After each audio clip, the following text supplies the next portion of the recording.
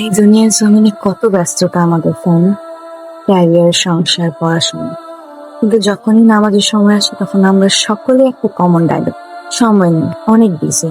একবার ভেবে দেখুন, এই ব্যস্ততা, সময় নেই, এগুলো কাকে দেখাচ্ছে না? রব্বুল আলামিন, আল্লাহ তাআলাকে, যিনি আমাদেরকে এই সকল কিছু দিয়েছেন, যার জন্যই আমরা এই দুনিয়াতে এসেছি। আমাদের এই দুনিয়াতে আসার কারণটা কি? কেন আসছে? নিজেকে একবার প্রশ্ন করেছেন কখনো? একটু ভেবে দেখুন। যিনি আমাদেরকে সকল কিছু দিয়েছেন তাকে ভুলে এই সকল কিছুর পেছনে আমরা ছুটছি।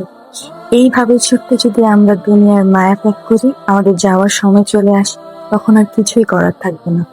আমরা কি নিয়ে আল্লাহ তাআলার কাছে দাঁড়াবো? একবার ভাবুন তো, তিনি আমাদেরকে অনেক ভালোবাসেন। তাই তো এত কিছুর পরও আমাদেরকে কোনো শাস্তি দিচ্ছেন না। তিনি চাইলে আমাদের কাছ থেকে সকল কিছু কেড়ে নিতে পারেন, কিন্তু কিছুই করছেন না।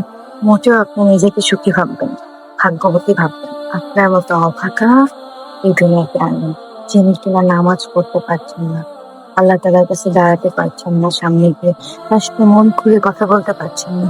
একটা বার ভাবুন, নামাজ না পড়তে পারাটাই সবচেয়ে বড় আযাব। একবার নামাজে দাঁড়িয়ে সিজদায় লুটিয়ে পড়ুন, আপনি নিজেই অনুভব করতে পারবেন আমি কি বলছি। আপনি নিজেকেই দুনিয়ার সবচেয়ে সুখী, ভাগ্যবতী মনে করবেন।